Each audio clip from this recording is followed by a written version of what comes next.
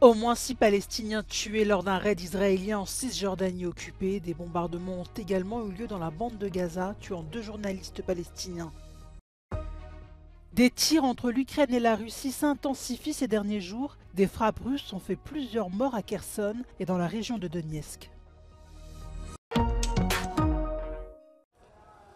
Dimanche matin, très tôt en Cisjordanie occupée, une frappe israélienne a fait au moins 6 morts dans la ville de Jénine, selon le Hamas, tandis qu'Israël a annoncé la mort d'un membre de sa police des frontières. Ce regain de violence s'inscrit dans une recrudescence d'attaques et de restrictions à l'encontre des Palestiniens de Cisjordanie par l'armée israélienne et les colons. Au moins 329 Palestiniens de Cisjordanie ont été tués, selon le ministère palestinien de la Santé. L'armée israélienne a déclaré que ses troupes ont achevé le démantèlement du Hamas dans le nord de la bande de Gaza assiégée. Mais Tsahal s'est engagé à poursuivre sa guerre contre le Hamas. Dimanche toujours, les bombardements israéliens ont frappé la ville de Khan Younes, dans le sud de la bande de Gaza. 2 journalistes palestiniens ont été tués. Ils travaillaient pour la chaîne de télévision qatari Al Jazeera et l'un d'eux collaborait avec l'agence France Presse. Plus de 22 800 Palestiniens ont été tués, en majorité des femmes et des enfants, dans ce conflit, d'après le ministère de la Santé du Hamas. Les frappes entre l'Ukraine et la Russie se sont intensifiées ces derniers jours, causant plusieurs morts. Dimanche, 2 civils ont été tués dans des bombardements russes à Kherson, situé dans le sud de l'Ukraine, selon Kiev. Les autorités ukrainiennes ont également fait état de 11 personnes tuées samedi lors d'un bombardement russe dans la province de Donetsk. Le président ukrainien en appelle à l'Europe. Europe needs its own sufficient arsenal for the defense of freedom, its own capabilities to ensure defense, its own potential that will allow all of Europe or any part of it to stand and preserve itself under any global situation. Samedi, les autorités russes ont indiqué avoir procédé à l'évacuation de plus de 100 habitants de Belgorod, ville frontalière à l'Ukraine. Belgorod, qui compte 300 000 habitants, est visée par des tirs ukrainiens. Des vagues de froid extrême continuent de s'abattre sur l'Europe du Nord, notamment en Scandinavie, comme à Oslo, où la température est descendue au-dessous des moins 30 degrés. C'est la température la plus basse enregistrée dans la capitale norvégienne. Plusieurs stations de ski ont dû être fermées dans le pays. Les éleveurs de rennes n'ont pas eu le choix de braver le froid glacial. En Suède, le pays connaît sa période la plus froide depuis 25 ans. Samedi, le thermomètre affichait moins 18 degrés. L'ouest de l'Allemagne est toujours en proie à des inondations. Habitants et secouristes sont sur le qui-vive. Le Royaume-Uni fait face à de fortes intempéries, causant d'importantes inondations dans certaines parties du pays. Plusieurs bâtiments ont été submergés et des rues totalement inondées, contraignant de nombreux habitants à évacuer leur domicile. Dans le centre de l'Angleterre, plusieurs routes ont été fermées à cause des inondations. 4 mois après le passage de la tempête Daniel en Grèce, qui a ravagé la région de Thessalie, dans le centre du pays, en provoquant d'importantes inondations, 17 personnes sont mortes lors de ces intempéries. Des villages de Thessalie peinent à se reconstruire, les habitants sont démunis. Mais ils espèrent tout de même pouvoir revenir dans leurs habitations. Προσπαθούμε να εκμεταλλευτούμε τις καιρικές συνθήκες, να καθαρίσουμε τα σπίτια μας, τις αποθήκες, οτιδήποτε έχουμε, για να μπορέσουν να στεγνώσουν λίγο τα πράγματα και να μπορέσουμε κάποια στιγμή, μετά το καλοκαίρι εννοείται έτσι, όσοι μπορούν να μπουν ξανά στα σπίτια τους. L'école primaire du village a subi de graves dommages. Les élèves ne pourront plus y faire classe. Les autorités ont jugé que le bâtiment ne pourra pas être reconstruit. La violence de la catastrophe a emporté sur son chemin les champs, les jardins et certains animaux. C'est un coup dur pour l'économie de la région. Mais les agriculteurs comptent bien se relever de cette difficile épreuve. Δεν έχουν μείνει ζωοτροφές. Χάσαμε 80 ζώα. Τα φυράματα που είχαμε αποθηκεύσει όλα καταστράφηκαν. Να μην μιλήσω για τα ανταλλακτικά που ήταν στο σπίτι και αυτά. Από χωράφια παραγωγή 0, τίποτα. Και λέμε μπας και καταφέρουμε να το παλέψουμε. Les habitants en veulent aux autorités du pays. Selon eux, rien n'aurait été fait pour leur venir en aide. En revanche, ils ont pu compter sur un élan de solidarité, à la fois des Grecs, mais aussi de la part de pays étrangers.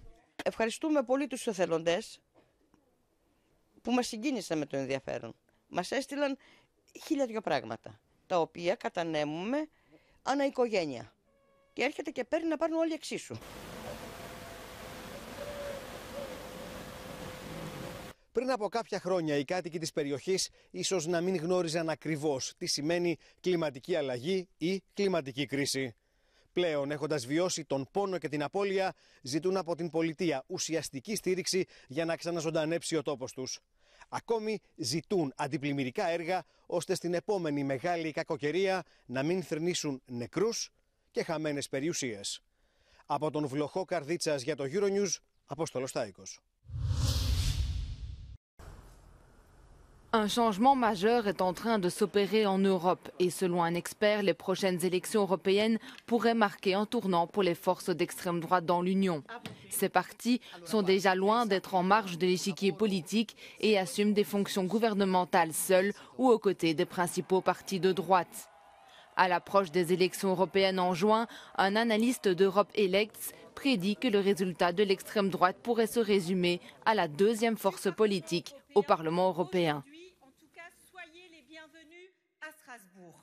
According to our data, as of December 2023, there's been the highest result of the Identity and Democracy group of Marine Le Pen and Matteo Salvini in 3 years, with the group scoring a 12% result.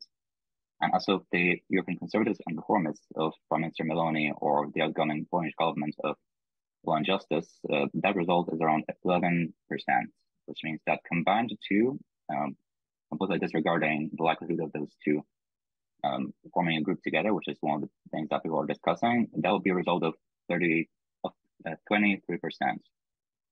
which would be around the same as the result of the European People's Party, the center-right. Malgré la progression électorale générale de l'extrême droite, il sera difficile pour les partis incarnant ces idées de s'unir et de former un groupe politique commun en raison de leurs différences idéologiques.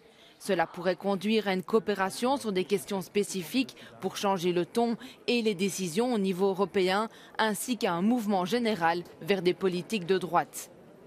There's a substantial difference in how those parties perceive matters such as European integration or approach towards Russia following its invasion of Ukraine.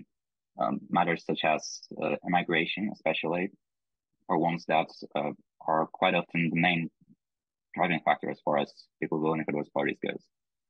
Which is why, even if there is no merger with ECR and ID and Fidesz, this could certainly affect the coalition that could be formed after the next election, especially with movements such as Manfred Weber's of the EPP, who's been very much insistent on cooperation with ECR.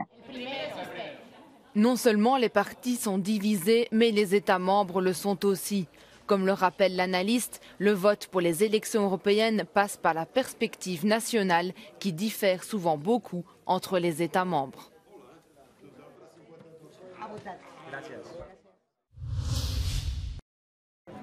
Le Parlement européen va accélérer ses travaux pour clore le plus grand nombre de dossiers avant les élections européennes et la fin de cette mandature.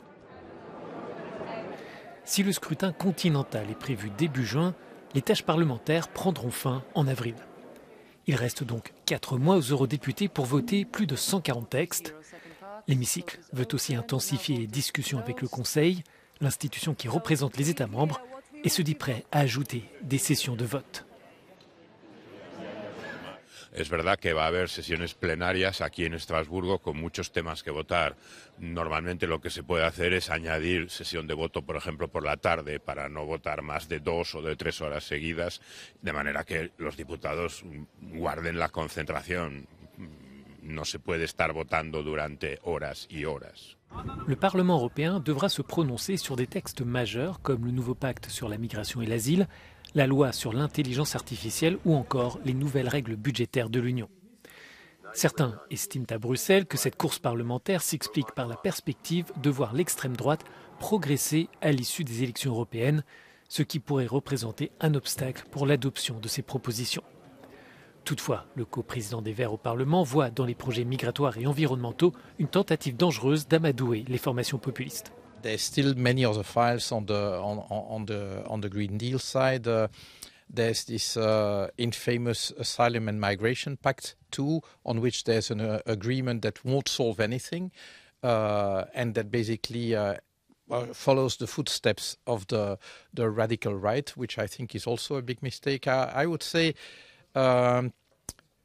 if I look at what my group is going to do between now and the end of the term, will be to play defense. Because, well, what I believe is that the vast majority is sleepwalking the European Union into disaster, and we must prevent that. Selon les derniers sondages, l'extrême droite pourrait remporter des sièges supplémentaires au Parlement européen à l'issue des élections, ce qui affaiblirait les forces traditionnelles de gauche et de droite.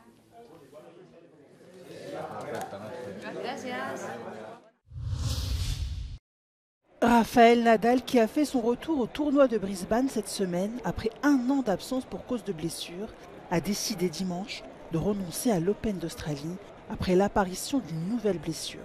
C'est lors de son match contre l'Australien Jordan Thompson, 55e joueur mondial, que l'Espagnol a ressenti une vive douleur à la cuisse gauche en fin de match. Les examens ont révélé une micro-déchirure musculaire. Après sa longue interruption, l'ex numéro 1 mondial aux 22 titres en Grand Chelem est retombé au 662e rang.